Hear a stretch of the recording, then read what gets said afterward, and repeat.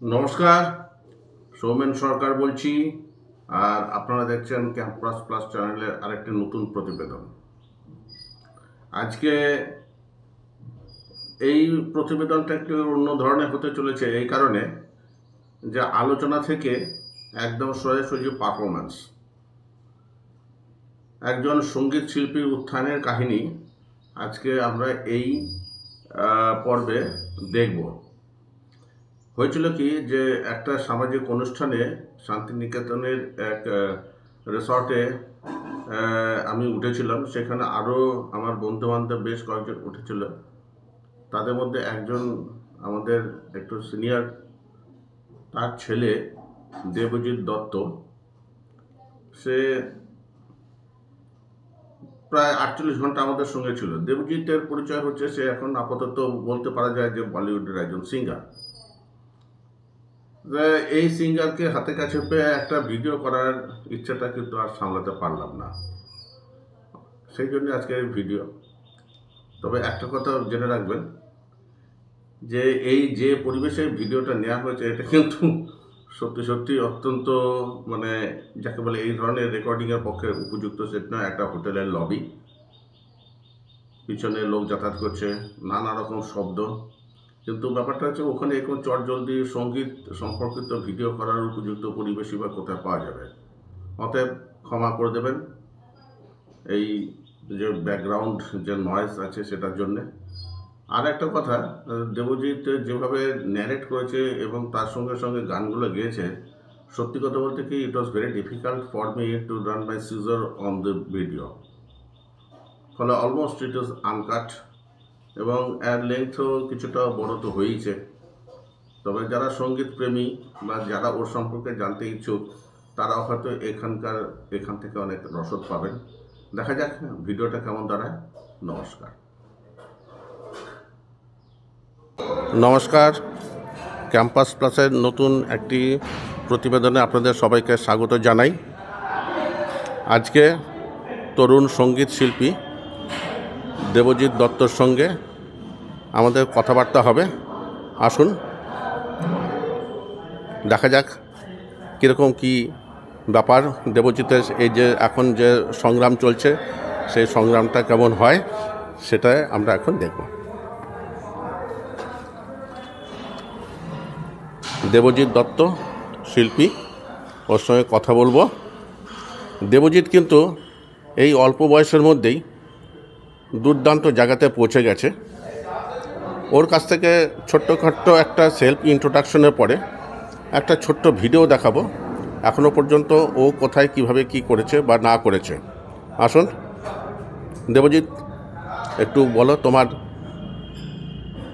সবাইকে জানাই, ক্যাম্পাস প্লাসের সমস্ত দর্শককুলকে জানাই আমার আন্তরিক শ্রদ্ধা এবং বুক ভরা ভালোবাসা।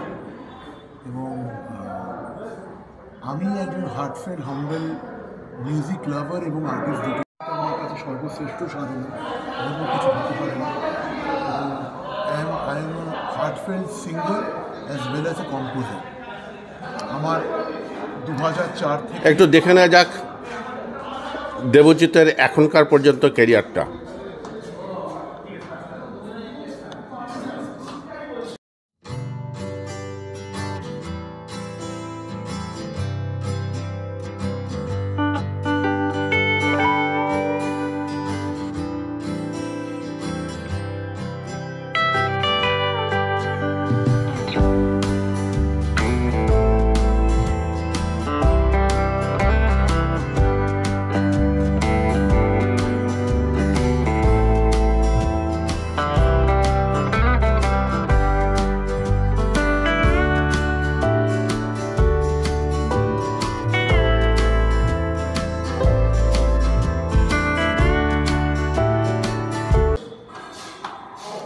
হ্যাঁ, থ্যাংক ইউ। আমার 2004 থেকে এই 2024 হলো, 20 বছর হয়ে গেল ইন্ডাস্ট্রিতে। এখনও শিখে যাচ্ছি, নিয়মিত শিখে চলেছি। It's really very humbling for me. And আমি সবসময় কোয়ালিটির ওপরই বিশ্বাসী, যে কোয়ালিটির কাজ মনকে নাড়া দেয়, নিজের মনকে আনন্দ দেয়, সেরকম কাজ করেই করতেই আমার ভালো লাগে। তো বাকি তো আপনারা বলবেন কেমন কাজটা হয়। দেবজিৎ, তোমার গানের শুরুর সময় থেকে বলো, একটু অল্প অল্প করে একটু শুনে নিই, কারণ সবাই তো জীবনটা তো একটা নভেলের মতো, একেবারে। পেজ বাই পেজ একটুখানি অ্যাপ্রোচ করা যাক। আমার একদম ছোটোবেলাটা কেটেছে কলকাতায়। শিল্পা বলে একটা কোয়ার্টার্স ছিল, এখন যেখানে সাউথ সিটি মল কলকাতায় ইন্টারন্যাশনাল রোডের একদম উপরে, তার উল্টো দিকেই শিল্পা কোয়ার্টারে।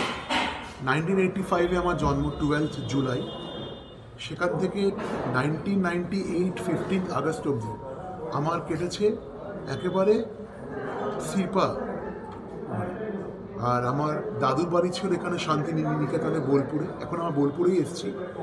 একটা আমার মায়ের একটা ইম্পর্টেন্ট একটা গেট টুগেদারে বন্ধুদের শান্তিনিকেতনে করলাম, এসেছি আমরা। এই শান্তিনিকেতন বোলপুরেই আমার দাদুর বাড়ি ছিল। আর আমার বাবার বাড়ি, অর্থাৎ আমার দেশের বাড়ি পাকুড়, ঝাড়খণ্ডে। তো বেড়ে ওঠা কলকাতা। আর মা অবশ্য মেঘা কলিয়ারিতে বড় হয়েছে। তো তোমার সঙ্গীত জীবনের শুরুটা বলো। শুরুটা বলছি, সঙ্গীত আমার ছোটো থেকেই আমার প্যাশন ছিল। তো তারপরে 15 আগস্ট আমরা যখন শিফট করি আমাদের হাউজিং লেক গার্ডেন্সে, তো আরও প্যাশনটা বাড়তে থাকলো। কিন্তু রিয়েলাইজ করলাম আমি, যখন আমি একটা রিয়েলিটি শোতে গেলাম, সেটা হচ্ছে ইন্ডিয়ান আইডল সিজন 1 2004-এ। তার আগে 2001-এ, তখন আমার বয়স কত হবে, হার্ডলি 16 ইয়ার্স, তখন ক্লাস 10-এ পড়ি। আমার প্রথম টিভি অ্যাপিয়ারেন্স একটা চ্যানেলে, একটা বাংলা চ্যানেলে। সেখানে ওই ঘুরে ঘুরে, তখন তো রিয়েলিটি শো হতো না, ঘুরে ঘুরে গাওয়ার গান। ওটা কি গানের শো ছিল না অভিনয়? গানেরই শো ছিল ওটা। অডিশন নিয়েছিলেন শকুন্তলা বড়ুয়া ম্যাম, বিখ্যাত অভিনেত্রী এবং শিল্পী, সঙ্গীত শিল্পী নিজেই। তো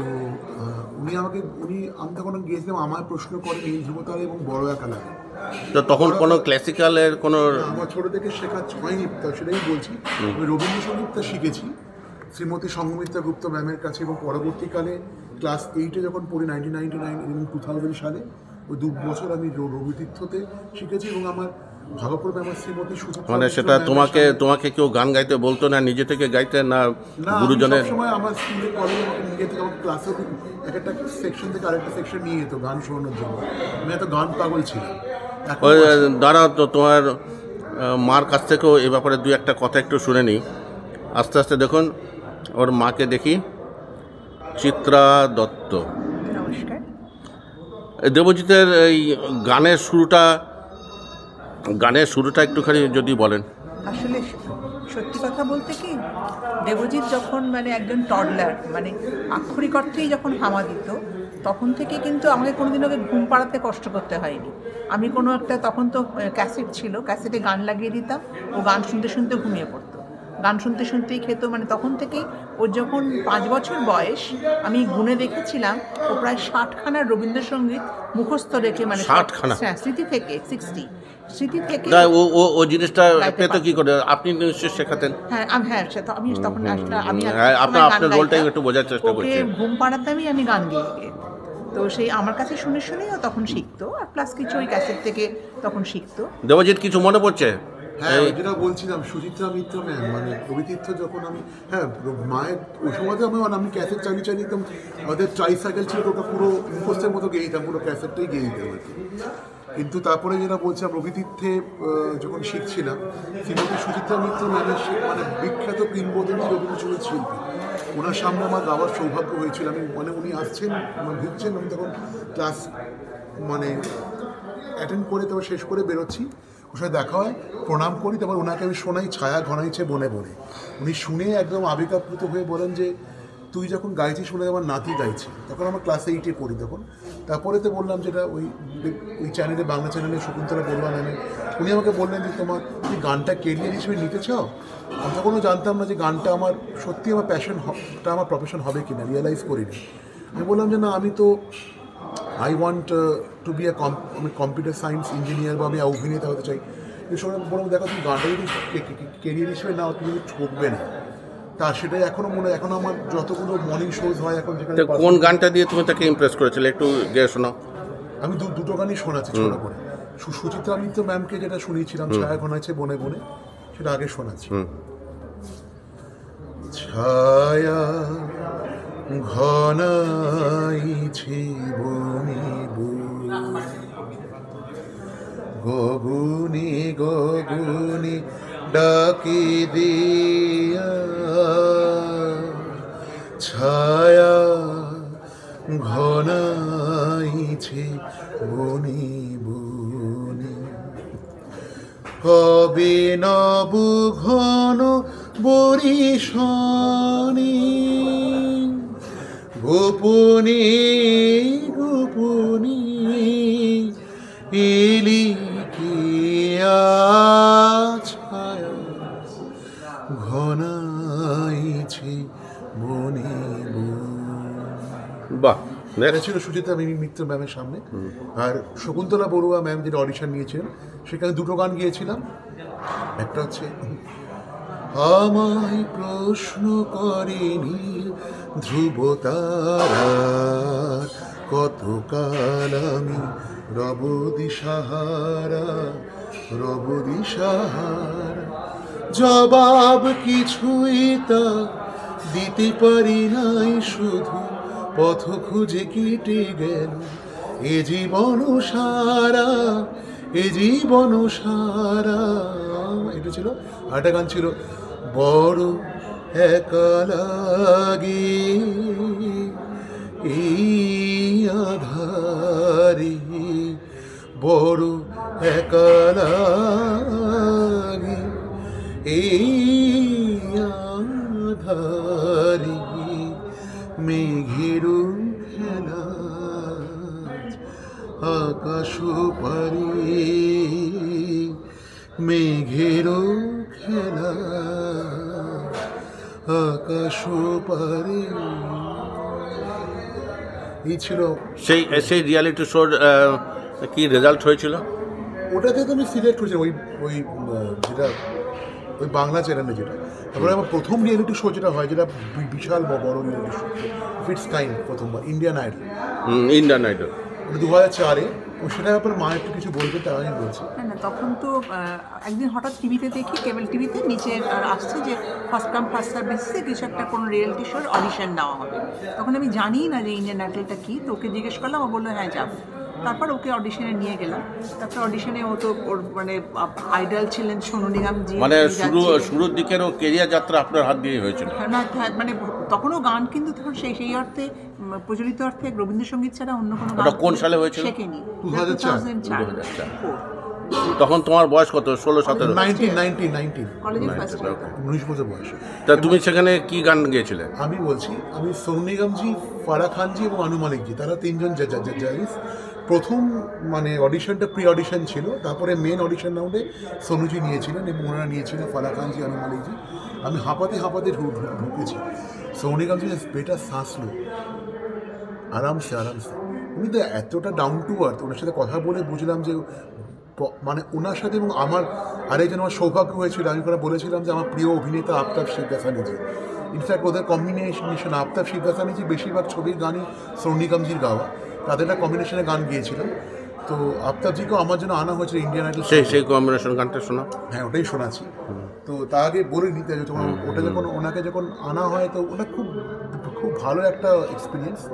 তো মানে দুজনকেই দেখলাম কতটা ডাউন টু আর্থ হলে, কতটা ভালো মানুষ হলে একজন বড় মাপের শিল্পী হওয়া যায়। তো সোনু নিগমজিকে আমি যে গানটা শুনিয়েছিলাম, সেটা একটা রেয়ার সং, ওনারই গাওয়া, আফতাবজির ছবির গান, পেয়াসা ছবির গান, সঞ্জীব দর্শনজির মিউজিক। তো গানটা শোনাচ্ছি। গানটাতে একটা শুরুতে একটা একটা হামিং বা একটা ফোনেটিক্স যেটা বলে ওটা আছে। তো সেটা যারা একটা নাম আছে এরকম রাউন্ড করে, সেটা দেখে ওনারা চমকে গেছিলেন। আমি সেভাবে একটু আমার মতো করে চেষ্টা করেছিলাম নাম নামাতে। তো গাইছি। হে হে হে হে হে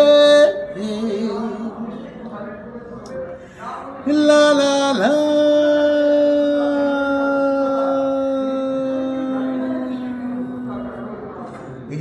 la la la, তোমরা চমকে যায়, লা লা লা লা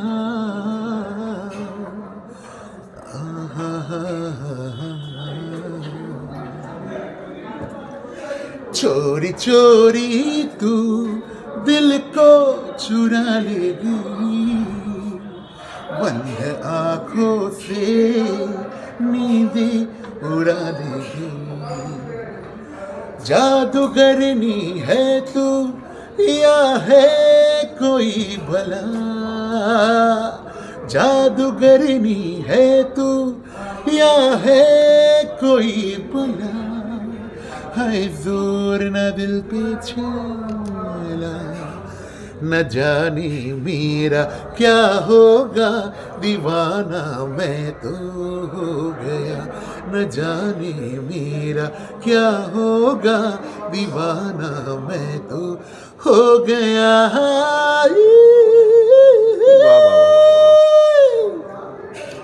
এটা এটা এটা এই গান শোনার সঙ্গে সঙ্গে তার ইনস্ট্যান্ট রিয়াকশন। सोनू जी बोलते क्या बात है, क्या बात है। তারপরে আমাকে अनुमानिक जी बोले तुमने तो सिर्फ सोनू जी को डेडिकेट किया, हम लोग को डेडिकेट नहीं किया। তারপরেই বললাম যে आप लोग के लिए एक गाना है, সেটা আমি গিয়েছিলাম, সেটা আমি ফাইনাল রাউন্ডে মানে সেই রাউন্ডেও গিয়েছিলাম, যে ওটাকে আমি এলিমিনেট হয়েছিলাম ঠিকই পরের দিকে, কিন্তু ওটা খুব পছন্দের গান আমার, কিশোর কুমার জি গাওয়া গান, জমির ছায়াছবি, সপন চক্রবর্তী সুর। तुम भी चलो हम भी चले, चलती रहे जिंदगी, तुम भी चलो हम भी चले, चलती रहे जिंदगी, लाज़मी मंजिल। ये এখন মঞ্জিলটা মঞ্জিল তখন কিন্তু এটা আসতো না, তখন আমি তখন গিয়ে গানটা তখন ট্যালেন্টটা ছিল কিন্তু শেখা হয়নি সেভাবে। তা এটা কি তোমার নিজের চয়েস ছিল না মানে কেউ তোমাকে? আমার খুব পছন্দের গান এটা, না মানে শুনে শুনে, না জমি মঞ্জিল না আসমান, জিন্দগি হ্যায় জিন্দগি, এটা গিয়েছিলাম।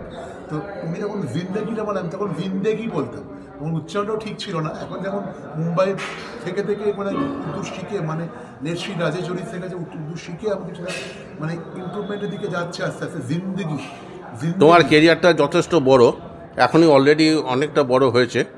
তো আমি আগে যতটা সম্ভব কভার করার চেষ্টা করছি। একটা ছোট কথা বলি, হ্যাঁ বলো। ওইখানে আমি আফতাবের সাথে কিভাবে দেখা করেছি সেটা হ্যাঁ হ্যাঁ হ্যাঁ সেটা আমি sure. কথা বলি। তো আমি ওখানে বলেছিলাম যে আমার তো খুব পছন্দের অভিনেতা আফতাব শিবদাসানি, আমি ওনার খুব স্বপ্ন দেখে ওনাকে মিট করব এবং ওনার ছবিতে আমি ওনার ছোটো ভাইয়ের रोल प्ले করবো। এবং সোনু বলছে अगर उस फिल्म में मैंने तुम्हारे लिए कोई गाना गाया तो तुमको कोई एतराज़ तो नहीं है ना। तो मैं बोला नहीं, आप मेरे लिए भी गाएंगे, आफ्ताब सर के लिए भी गाएंगे। তখন ফারাহ খান জি বলছে तुम टॉप 30 तक पहुंच जाओ, मैं तुमको आफ्ताब भाई से मिलवा दूंगी। তারপর বাকিটা মা বলবে। না কিছু না, তারপরে আমরা দেখছি যে ওকে সোনুরা জিজ্ঞেস করছেন যে তুমি আফতাবের সম্বন্ধে এত কথা বলো, তুমি জানলে কি করে? ও তখন অনেক কিছু বলছে যে আফতাব জি এরকম, আফতাব জি সেরকম, আর তখন ও দেখতে পাচ্ছি না, কিন্তু হ্যাঁ ভালো মনে মানুষ এসব বলছে। আর পেছন থেকে আফতাব শিবদাসানিকে ওরা নিয়ে এসছে, ও কিন্তু সেটা জানে না। হঠাৎ ও দেখছে ওর কাঁধে হাত পড়েছে আফতাব শিবদাসানির, ও তো তখন সঙ্গে সঙ্গে ফটো খিচো বলে লাফিয়ে উঠেছে। ওই তাকে দেখছি आफ्ताब भाई, ওদের প্রণাম করতে বুকে টেন নেই, তোমার জায়গা यहाँ पर है। শোনাও গানটা, শোনাও। সেই গানটা আমি গিয়েছিলাম, ওনার সাথে একটা গান পারফর্ম করেছিলাম, সেটা ওনার ছবির গান, মুস্কান ছায়াছবির গান, নিখিল বিনায়কের সুর, সমীর জি লিরিক্স। গানটা আমি একটু পারফর্ম করে সুর শোনাচ্ছি। এইভাবে आफ्ताब জি এখানে দাঁড়িয়ে, আমি এখানে দাঁড়িয়ে। जाने मन चुपके सारी दुनिया से छुपके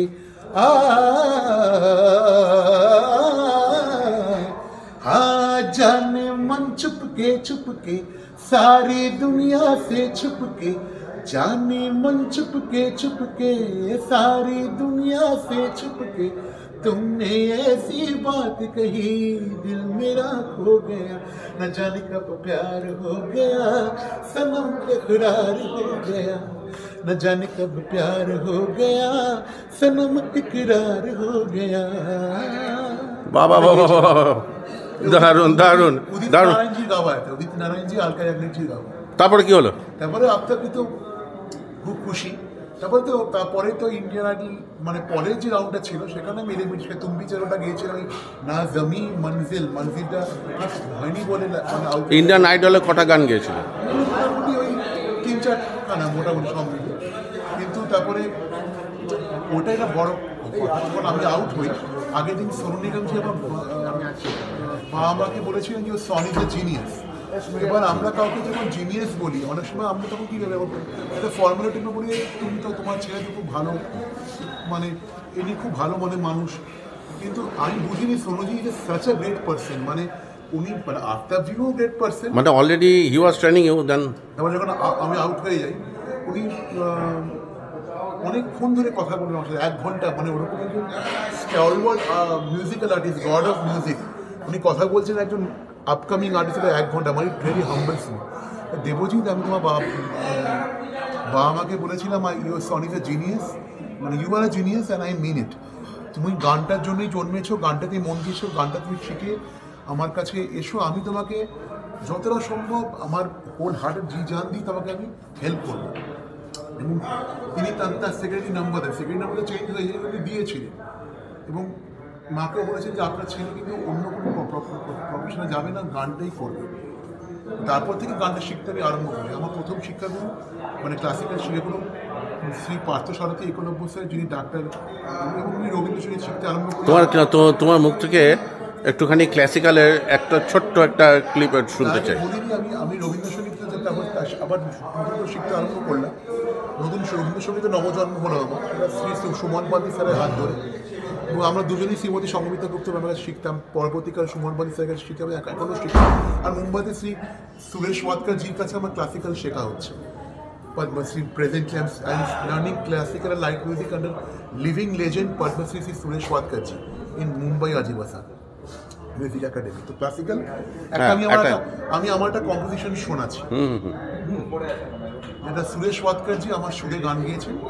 আমি তো কম্পোজার করি এখন, তো আমার সুরে সুরেশ যেটা গান গিয়েছেন, যেটা কথা লিখেছেন শ্রীজাতদা, মানে রাগ ইমন রাগের সাথে একটু করলেন ছোঁয়া আছে,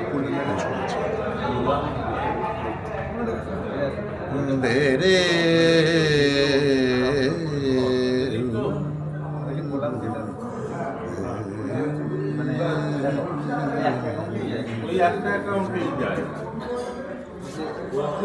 যাব না কোথাও সাজ পাখি বাসায়, যাব না কোথাও তোমায় ছেড়ে, সাজ পাখি বাসাতে ফেরে, যাব না কোথাও তোমাকে ছেড়ে। অতীতে ফিরে সন্ধ্যেরি আকাশ ঘিরে, অতীতে ফিরে সন্ধ্যেরি আকাশ ঘিরে, মনে যে পড়ে যায় ঈশানী হয়, মনে যে পড়ে যায় ঈশানী হয়, দূরে যে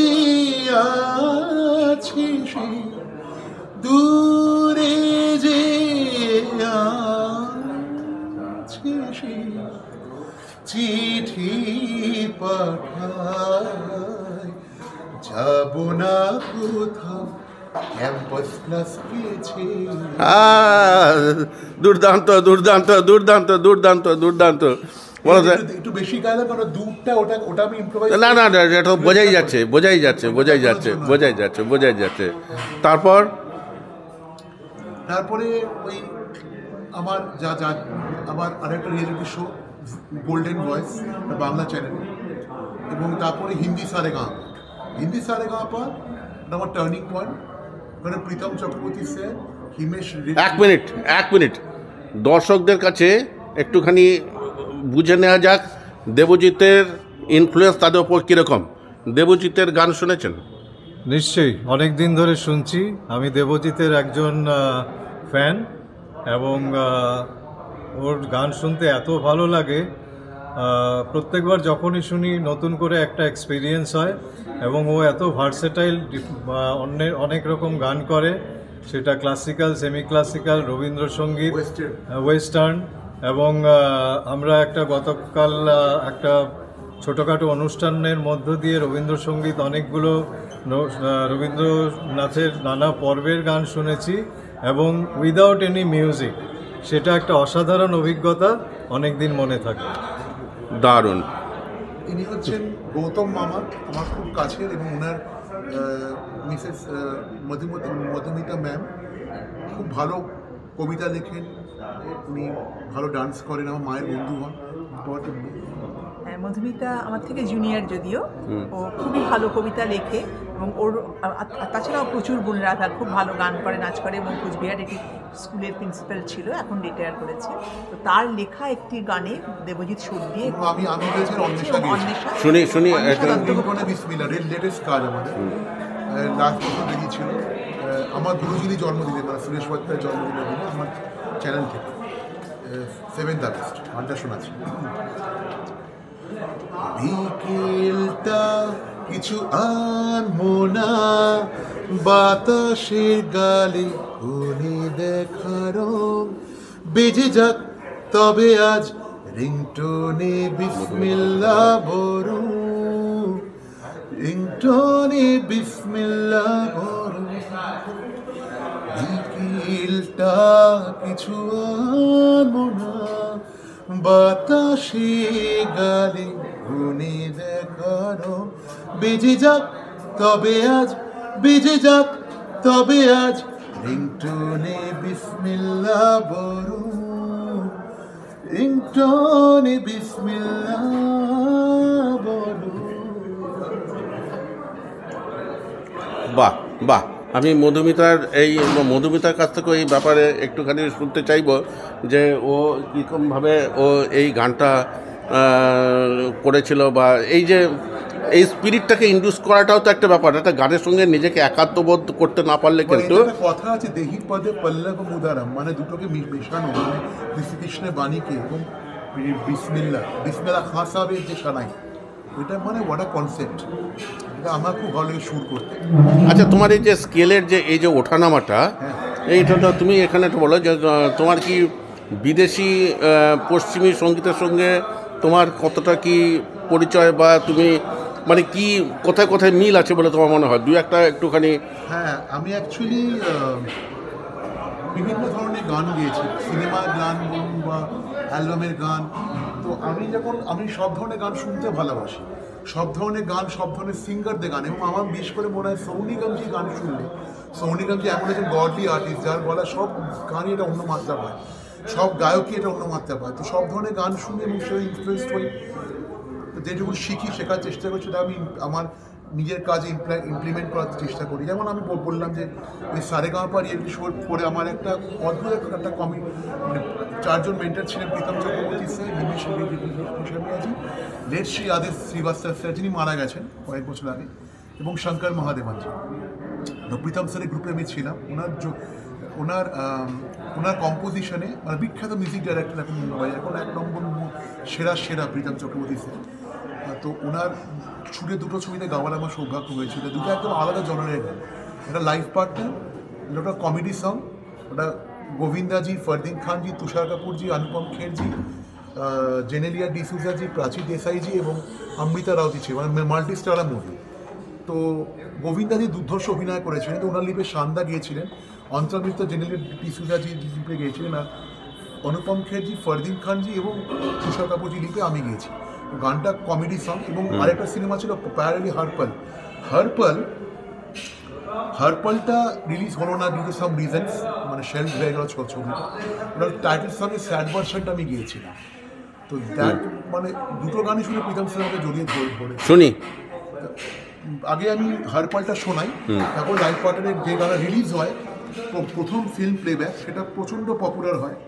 সিনেমাটা অতটা না চললেও গানটা খুব পপুলার হয়, তো দুটোই আমি শোনাচ্ছি। হারপালটা শুনে শেল্ড হয়ে গেছে, ওটা মানুষ শুনবে। এটা জাহ্নু বড়ুয়ার ডাইরেকশন এবং প্রীতম চক্রবর্তী মিউজিক ডাইরেকশন, আমার গাওয়া স্যাড ভার্সন। ये कैसी कहानी है, ये क्या अफसाना है, हमने जो न समझा था तुम्हें खो के वो जाना है, जब धूप में हम निकले तो छाव की याद आई, जब दूर हुए तुमसे तुमको पहचाना है, हर पल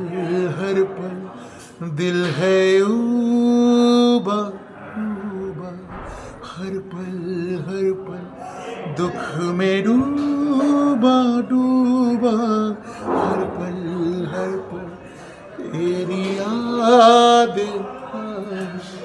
हर पल वही गीत गाए सुनो।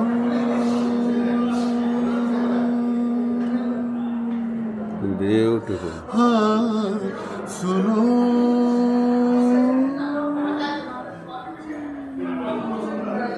হারপাল ছিল, লাইভ পার্টটা শুনিনি। তারপরে এবারে তার আগে তোমার যে গীতিকার, আচ্ছা তার কাছ থেকে একটু কথাটা শুনে নি। আচ্ছা, মধুমিতা ভট্টাচার্য গীতিকার, যার সুরে কোন গানটার নামটা একটু বলো। রিংটোনে বিসমিল্লাহ, আমার অন্বেষার গাওয়া।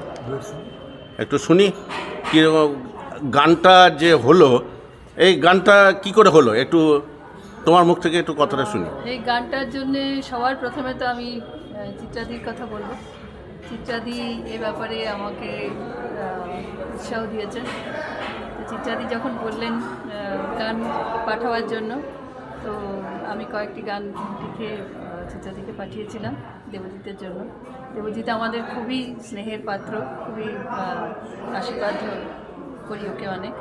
তো তখন দেবজিৎ এই গানটি ওর এত পছন্দ হয়েছে যে ওর সাথে সাথে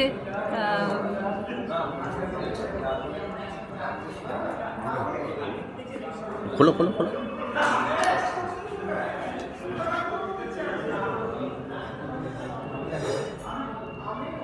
আচ্ছা থাক। ওর সাথে সাথে গানটি সুর করে এবং চিত্রাদি আমাকে বলে যে এই গানটা তৈরি হবে, ওর একটা প্রজেক্ট নেওয়া হচ্ছে।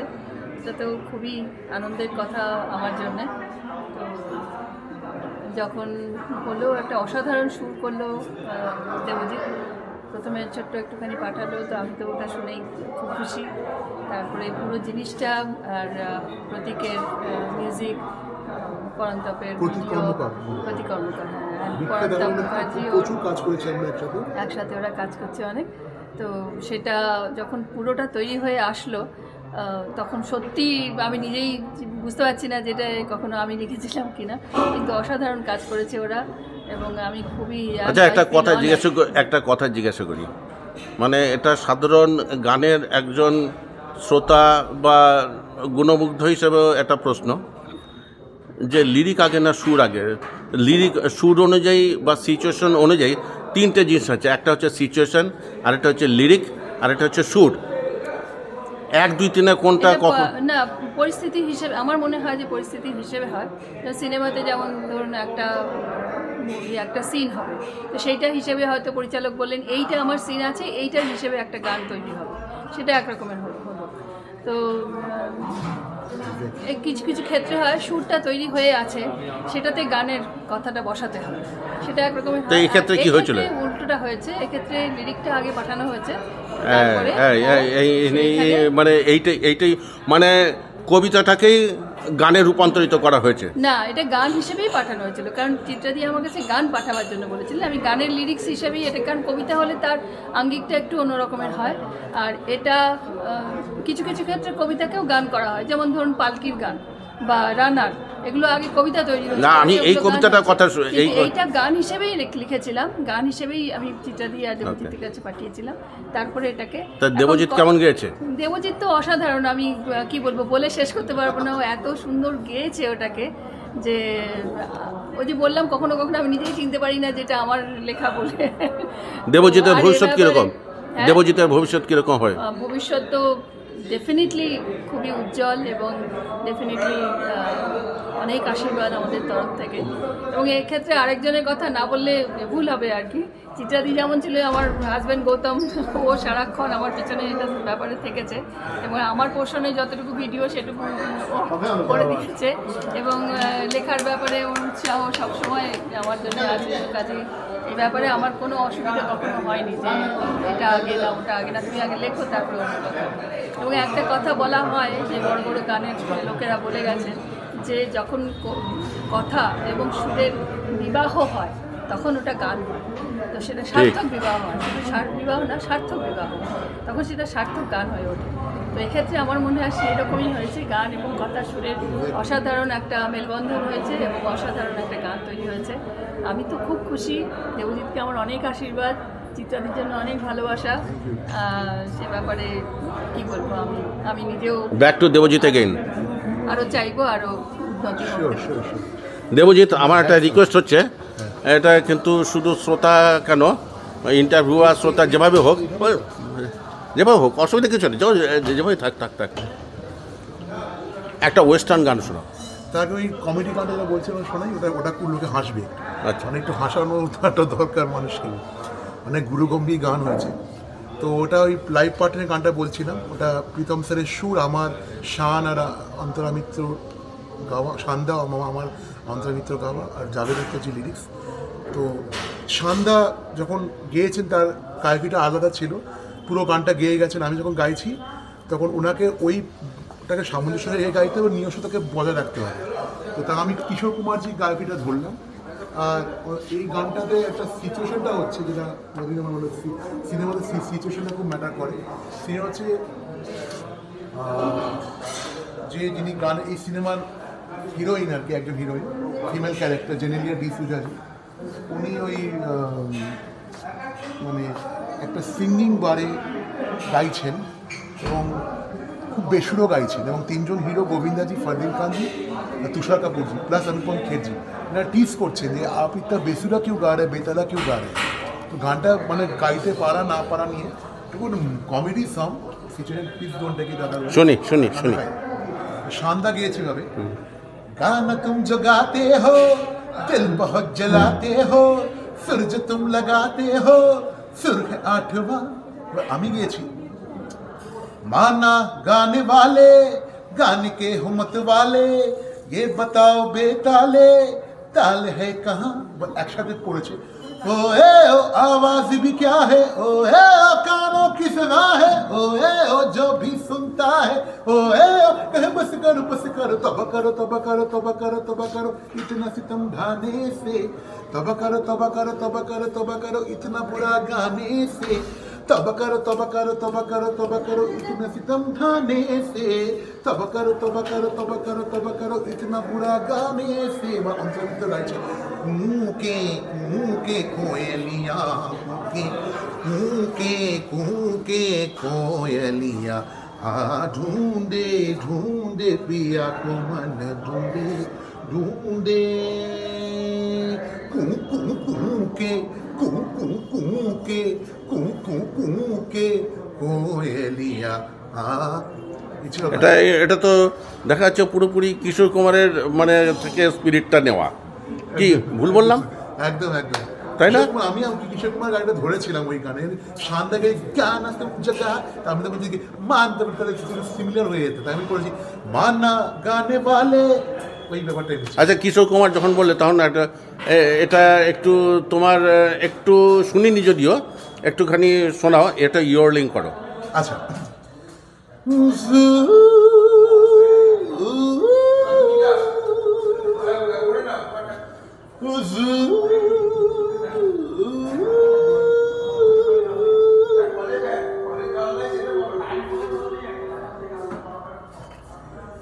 সেই রাতে রাত ছিল পূর্ণিমা, রং ছিল ফাল্গুনি হাওয়াতে।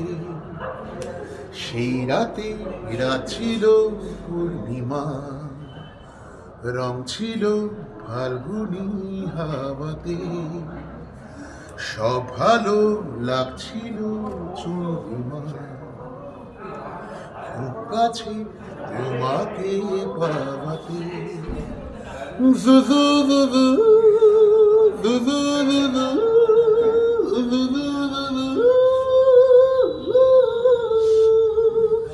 রাত আসে রাত চলে যায় দূরে, সেই স্মৃতি ভুলতে কি আজ পারি?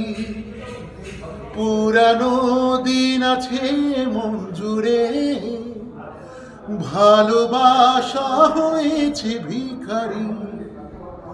ধূপকাঠি মন জলে একা একা নাই, সেই তুমি নেই, তুমি নেই সাথে। সেই রাতে রাত ছিল পূর্ণিমা, রং ছিল ফাল্গুনি হাওয়াতে।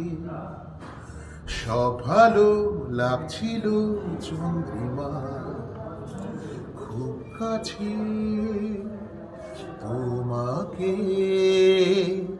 পাওয়াতে। দুর্দান্ত লাগলো, দুর্দান্ত দুর্দান্ত, এই তো রিয়াকশন। আচ্ছা আচ্ছা দেবজিৎ, সঙ্গে সঙ্গে আরেকটা জিনিস চাই, ছোট্ট একটা তোমার নিজের পছন্দের ওয়েস্টার্ন শোনাও। আচ্ছা, আমার মিডিয়াটা কম্পোজিশন শোনাচ্ছি, শিওর। যেটা আমার উর্দু গুরুজি, লেট শ্রী রাজেশ জৌহরি স্যার লিখেছে উর্দু থেকে, তার মিসেস শ্রীমতী অর্চনা জৌহরি ম্যাম লিখেছেন। ওটা লকডাউনে বেরিয়েছিল, ওটা আমার সিগনেচার একটা সং, একটা বড় কোম্পানি থেকে বেরিয়েছিল এবং ওটা মুম্বাইতে শুটিং হয়েছিল এবং ওটা উইদিন 1-2 ইয়ার্স ওটা লাখের ওপর ভিউজ ছাড়িয়ে গেছে। সেটা আমি শোনাচ্ছি। वो मुझे मिल गया जिसे ढूंढता था दिल, जो कभी कहीं दूर था वही हर पल में शामिल। चाहता था दिल जिसे वो मेरा जहां हो गया, मुझे मिल गया जिसे ढूंढता था दिल। तू नहीं थी तू जहाँ ये कितना खाली था, शाम सुबह एक तरफ और दिल सवाली था। रूठना नहीं, तू ही तो मेरी जिंदगी, वो मुझे मिल गया जिसे ढूंढता था, जो कभी कहीं दूर था वही हर पल में शामिल। चाहता था दिल जिसे वो मेरा जहां हो गया,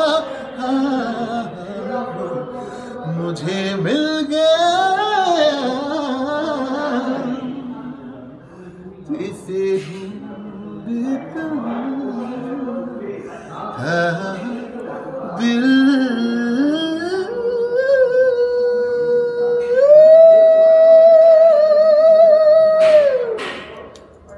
দুর্দান্ত দুর্দান্ত দুর্দান্ত দুর্দান্ত দুর্দান্ত। এদিকে অনেকক্ষণ ধরেই এই সাক্ষাৎকার চলছে।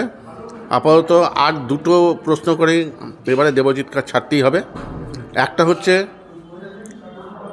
দেবজিৎ ওর সবথেকে পপুলার যে গানটা হয়েছে সেটা এটাই সব থেকে আরেকটা আছে, ওটা গাইবো? অল্প একটু গেয়ে শোনা। ওটা লেট শ্রী রাজেশ জৌহরি স্যারের, মানে লেখা, আমার সুর দাও আমার গাওয়া।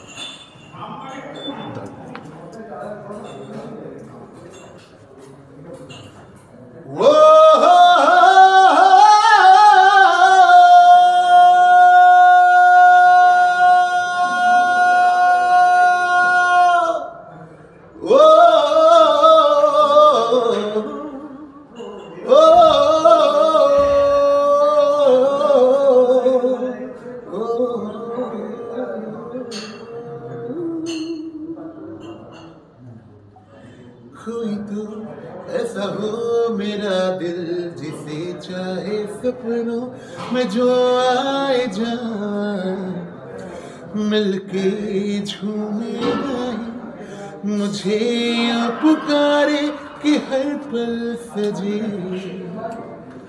कोई तो ऐसा हो मेरा दिल जिसे चाहे सपनों में जो आए जाए, मिलके झूमे गाए मुझे यो पुकारे कि हर पल सजे।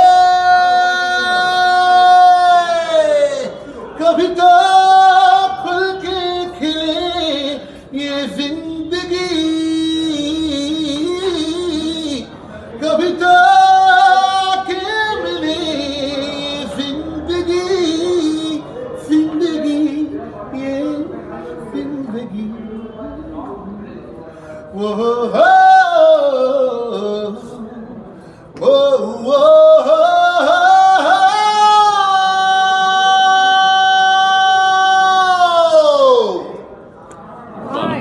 দুর্দান্ত দুর্দান্ত। এখান থেকে বোঝা যাচ্ছে যে দেবজিৎ কোথায় পর্যন্ত যেতে পারে। দেবজিৎকে শেষ প্রশ্নটা করার আগে, আচ্ছা ঠিক আছে, প্রশ্নটা আগে দেবজিৎকে করে রাখি। তুমি তোমার শেষ পর্যন্ত হোয়াট ইজ ইউর এইম?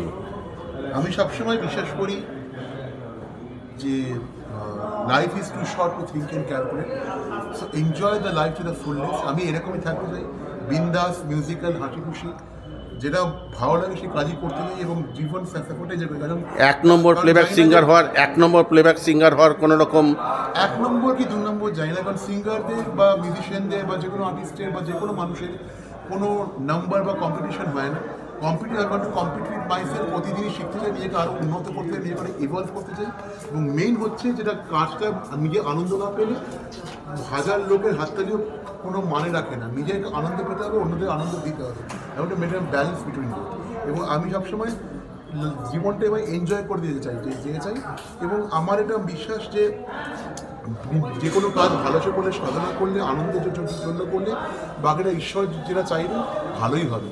ये जिंदगी बड़ी अनमोल दो दिन की ही सही, इसे खुल के जीले दुनिया जले तो परवा नहीं। মায়ের লেখা, আমার সুর দেওয়া গান, আমার গাওয়া দু লাইন হোক, ওটাই শেষ গান। দেখি মায়ের কাছ থেকেও একটুখানি শুনি, আর ওই এক দু লাইন একটুখানি যদি। ও যেটা বললো এটা কিন্তু সত্যি মন থেকেই ও বিশ্বাস করে যে ও নিজের সঙ্গে কম্পিটিশন, এটা সবচেয়ে বড় কথা, হওয়ার অ্যাক্ট্রেসের কোনো ব্যাপার নেই। এবং গানটাও সত্যি, গানটাই ওর জীবন, গানটাই ওর পুজো, মানে গানটাই ওর সব কিছু। গান গাওয়ার জন্যই মানে আর কি তার কি ফলাফল হবে সেটা নিয়ে কোনো মাথা নেই। আমি এমনকি যে আমি অনেক সময় অনেক প্রোগ্রাম বা অনেক রেকর্ডিং কেউ একটু কম রেমুনারেশন দিলে কাজটা ভালো লাগলে আমি নির্দ্বিধায় করলাম, এরকমই মানুষ। শুনে নেই দেবাশিসের ভবিষ্যৎ, দেবজিতের ভবিষ্যৎ সম্পর্কে ও শুভানুধ্যায়ীদের কার কীরকম কী ধারণা? দেবজিৎকে অনেক শুভেচ্ছা জানাই, অনেক আশীর্বাদ, খুব ভালো হোক। সবচেয়ে বড় কথা এটাই যে ও জানে যে কম্পিটিশন ইজ উইথ ওয়ানসেলফ, সেটাই সবচেয়ে বড় কম্পিটিশন, সেটাকে জয় করতে পারাই বড় কথা। এবং আমি অনেক শুভেচ্ছা জানাচ্ছি, যেন অনেক ভালো হয়, অনেক কিছু ও মিউজিকের মধ্যে থাকুক, ও মিউজিকের মধ্যে দিয়েই ওর নিজের সবচেয়ে বড় জীবনের আনন্দ খুঁজে পাক। দেবজিৎকে অনেক অনেক শুভেচ্ছা, ভগবান ওকে নিশ্চয়ই পথ দেখাবেন, ও বিষয় জয় করবে। আপাতত অনুষ্ঠানটা এখানেই শেষ করি, এবং আমি জানি যে আবার এই ধরনের অনুষ্ঠান করতেই হবে। কিছু গান দিয়ে শেষ করি, এটা গান দিয়ে শেষ করা যায়, যে গানটা মায়ের লেখা, কারণ মাকে এখনো পর্যন্ত আমি গান ছাড়া কিছু দিতেই পারিনি। তো আমি গান হিসেবে আমি I want to pay tribute to my mother Sure, and all sure, my sure, well sure, wishes. sure, sure. এবং to life also. Sure. Life has taught me so many things. So ये जिंदगी बड़ी अनमोल, এটা আমার সুর দেওয়া, এটা মায়ের লেখা, আমার গাওয়া গান। এটা অনেক একটা আমার একটা খুব পপুলার সং, আমার খুব প্রিয় গান গাইছি। সবাই একটা তালি দিই। 1 2 1 2 ये जिंदगी बड़ी अनमोल 2 दिन की ही सही इसे खुल के जीने दुनिया चले तो परवाह नहीं ये जिंदगी बड़ी अनमोल 2 दिन की ही सही इसे खुल के जीने दुनिया चले तो परवाह ये समा यही पल रहे या ना रहे कल ये दिल है फिर भी पागल नाच ले झूम ले मन जो चाहे कर ले वही जिंदगी बड़ी अनमोल 2 दिन की ही सही